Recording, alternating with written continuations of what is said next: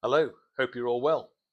A few weeks ago, I was watching a TV news piece about the 90th anniversary celebration of the Supermarine Spitfire aircraft, the famous Merlin engine powered Battle of Britain World War II aircraft, which an absolutely amazing fighter aircraft, of which only a few remain flying in the world today.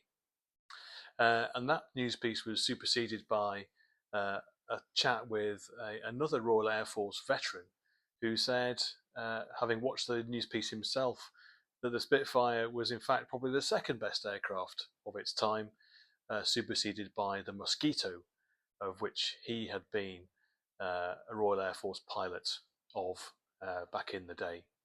I didn't know an awful lot about the Mosquito, so I thought I would have a dig around and find something. This particular veteran had written a book, which I went looking for, couldn't find the title in the bookshop, but I did come across this book called Mosquito by Rowland White, a Sunday Times best-selling author, and it tells a specific story about the Mosquito's function during World War II, and this book particularly references one of its very special missions. So I thought it'd be really interesting to pick this up and read this book tonight. So first of all, I shall read to you the blurb on the back of the book, and let's see what that has to say. Built of lightweight wood, powered by two growling Rolls-Royce Merlin engines, impossibly aerodynamic, head-spinningly fast, and armed to the teeth, the de Havilland Mosquito was the war-winning wonder that should never have existed. The aircraft the RAF didn't think it wanted, then couldn't do without. Flying on operations barely 18 months after a single prototype was ordered off the drawing board, it was the answer to its pilot's prayers, a stunningly versatile warplane capable of leaving the Luftwaffe in its wake to attack when and where the enemy was least expecting it. So when Churchill's top-secret Special Operations Executive needed to destroy the Gestapo HQ in the centre of downtown Copenhagen to prevent a devastating Nazi last stand that might prolong the war for many months, there was only one machine for the job. This is the story of that legendary aircraft told through one impossible mission. Noted, John Nichol, the author, says wonderful detail, intricate research, and most importantly, powerful and moving human testimony ensure that the reader is gripped from the first page to the last. Hope so. And the Daily Telegraph. Rowland White uses the history of these operations to weave stories of courage and fortitude into the story of a great machine. So let's go a bit further into the book. It's really nice. There's a couple of maps at the start of the book and a bit of an idea of why the author wrote the book, and then we come on to the preface, which I shall read to you now as well. 21st of March 1995. Peter Lake stands with his wife, Lois, in the chill midday of a Danish spring. They're both wrapped up warm.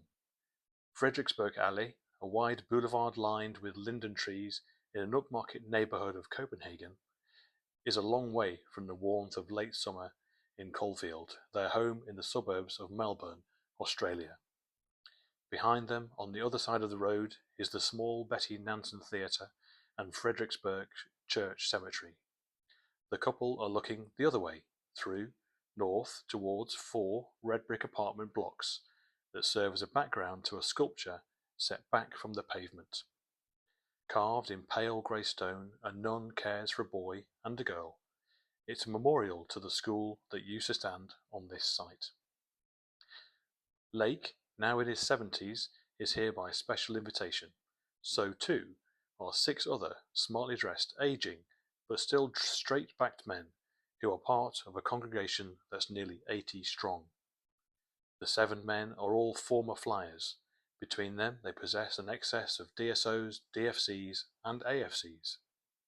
One of them, a retired veterinarian from Cheshire, was an ace before his 19th birthday.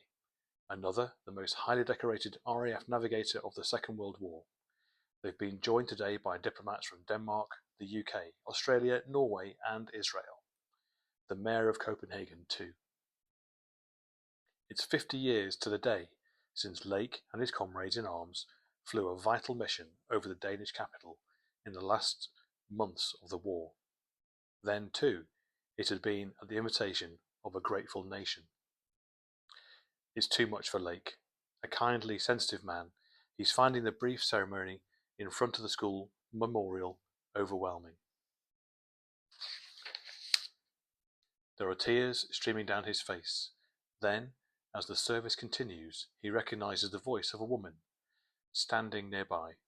That voice is on a BBC tape, he tells Lois, remembering a documentary made in the 70s about the events they are commemorating today. That's one of the students. He turns to look and catches the eye of a blonde woman, maybe 10 or 15 years younger than he is.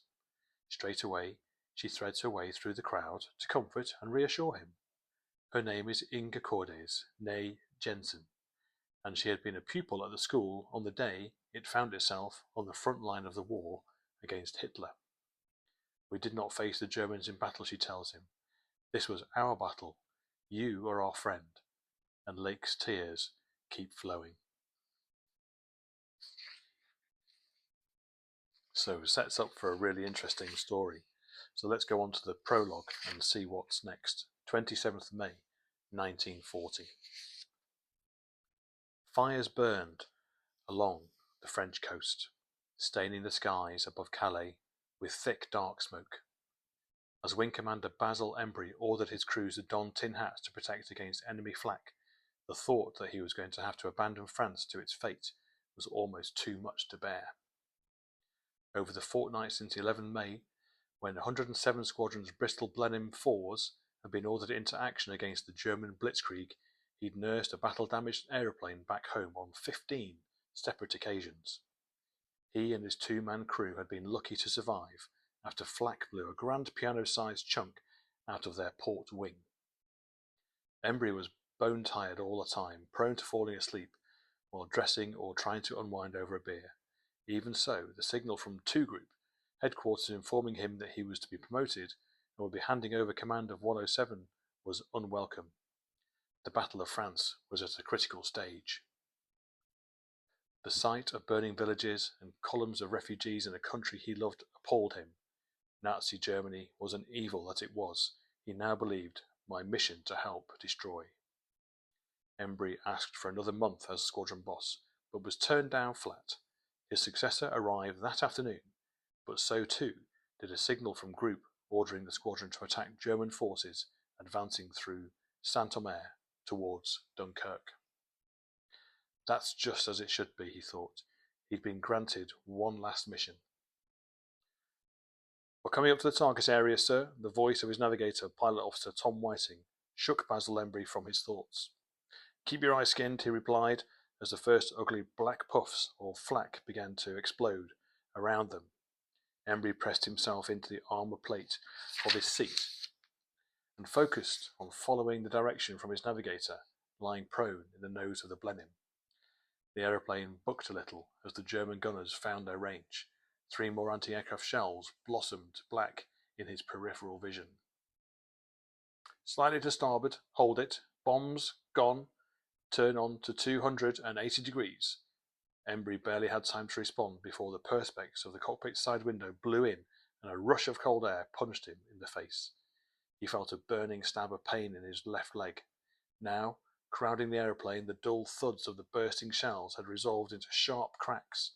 The Blenheim shied to port like a startled horse, then seemed to rear up as if caught squarely by a powerful uppercut. The control column was nearly ripped from his hands as the bomber's nose pitched skywards. Embry tried to push the stick forward to regain control, but got no response. Unable to lower the nose, he cut the power to try to rein her in. Still staring at the ground from the bomber's aim's position, and oblivious to what was happening in the cockpit, Whiting was used frantic hand signals to urge him to turn to starboard. The intercom was down too, Embry realized, in a desperate effort to alert him to the danger they were in. Embry ripped off his tin hat and hurled it at his crewmate's back. That got his attention. Embry whisked the control column around to no effect and shrugged open-handedly before jabbing at the escape hatch with his finger.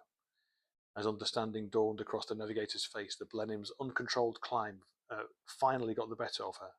Unable to maintain sufficient speed for the wings to generate lift, she stalled.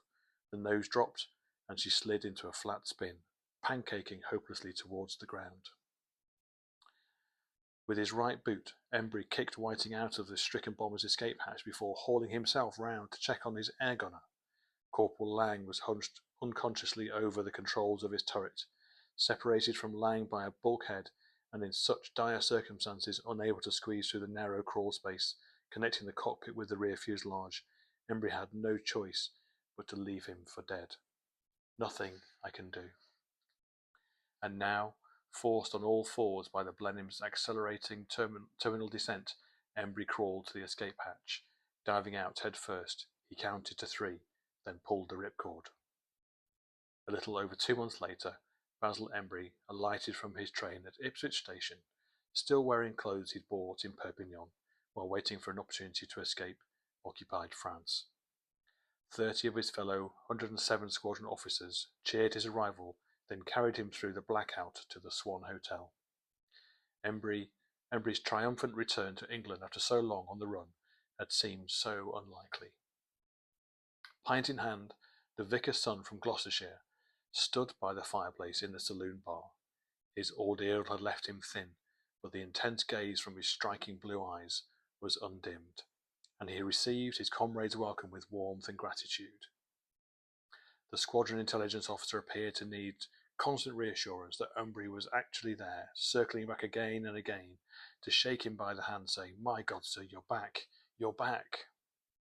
The man looked like he was on the verge of tears. Embry's experience in France had only fueled his fervour. He had come home with what he described as a peculiar kind of loathing for the Germans, a determination to do whatever it took to take the fight to the enemy, and a conviction that the RAF's war would, in the end, boil down to a battle between aircraft and flak. To win it, he knew he would have to be relentless in his pursuit of the very best men, intelligence, tactics, and equipment.